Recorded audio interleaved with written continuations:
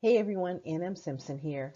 Today's video is on why fixing Waxahw zoning and codes is so important to the town's future financial sustainability, as well as a way to manage future growth and development, so we just don't have gas stations and drugstores on every street corner. When I'm out speaking with people, I'm often asked why we just don't stop development through a moratorium until the infrastructure gets caught up, or why aren't we charging developers impact fees so that they can contribute to the infrastructure improvements that we need?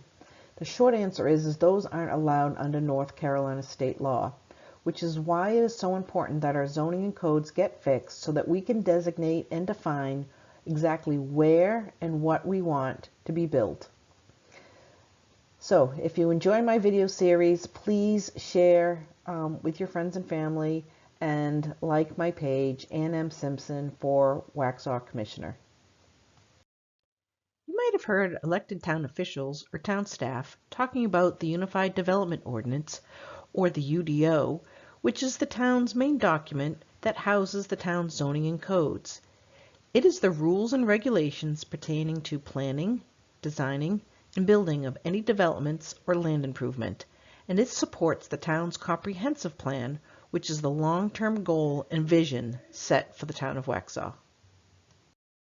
When a parcel or property is to be developed, it goes through the zoning process, with the applicant filing a request and paying the required fees. Next, the architectural plans are submitted to the town staff, where town planners and engineers work with the applicant to ensure compliance with the rules and regulations. A project package is created and presented to the planning board for review, where they determine by vote to send a favorable or unfavorable recommendation to the Board of Commissioners.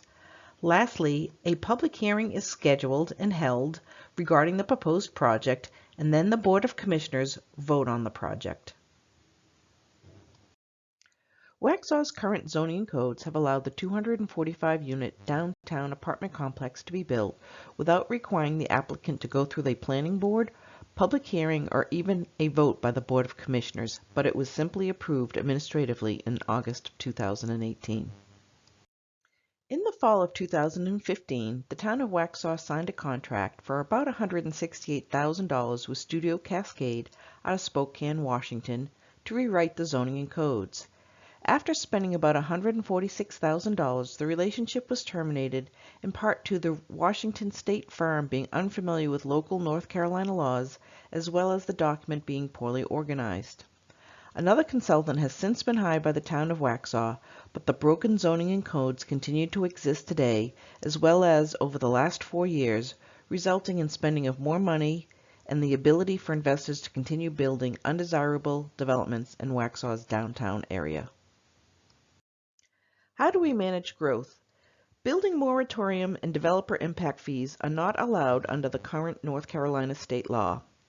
In addition, landowners have a right to sell their land to whomever they wish, and as long as the developer meets the land use, zoning and code requirements, they cannot be denied because we simply do not like it or want it, which is why simply voting no is not a solution, since it sets the town up for expensive lawsuits.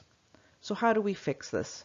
We do this through our zoning and codes by identifying areas best suited for residential or commercial development, as well as place land use restrictions to prevent too much of one type of business, such as gas stations, from being built.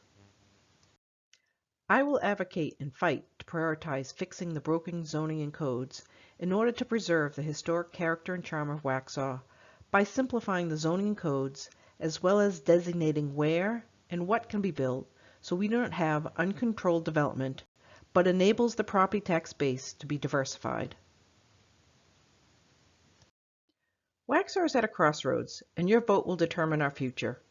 When deciding who you're going to vote for on November 5th, ask yourself, does the candidate really understand the issues and challenges facing Waxhaw? Do they have a solution? Do they live in the past or have a vision for the future?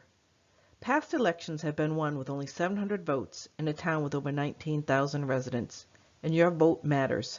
So if you want fresh new leadership, a change from the status quo, and share my vision for Waxhaw's future, then I'd like to humbly ask for your support on November 5th.